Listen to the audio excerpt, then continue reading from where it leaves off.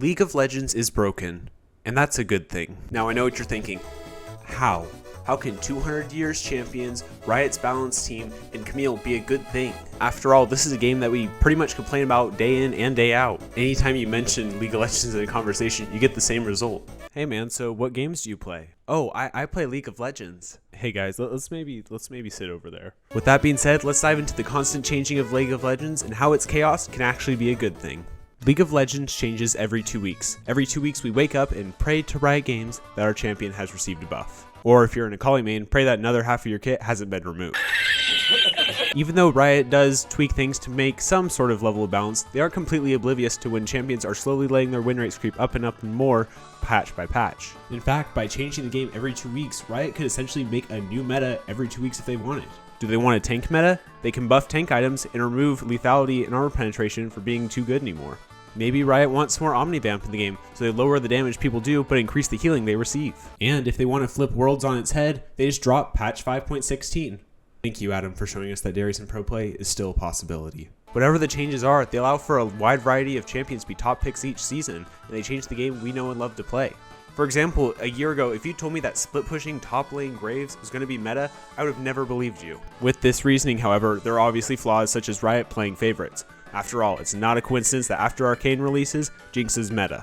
Or when a new skin line drops, champions that are included in it sometimes receive buffs. But when you think about it, within the last year, pretty much every champion has been a top pick at one point or another, and for a pool of about 160 champions, that's pretty impressive. And if you want to argue that they would all be played if they are equally balanced, well, try balancing 7.7 quintillion different team compositions. Now let's address what you probably clicked on this video for.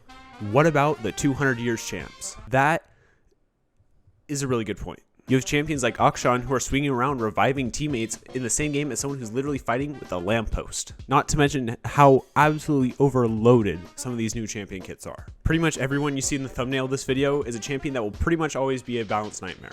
Now, even though I really despise, and I mean like really despise some of these new champions, I have to concede they're super fun to play. Heck, I've even been picking up Akshan top. I know, I'm a menace to society. Another thing that I feel like people don't seem to really realize is that feature creep will be something that happens to any game given a long enough period of time. YouTubers like Skooch cover this a lot in their videos. In fact, I'll link it down below in the description as well if you want to check out what he has to say on it. Now, don't worry, I won't dive too deep into this concept because you're probably already familiar with it by now.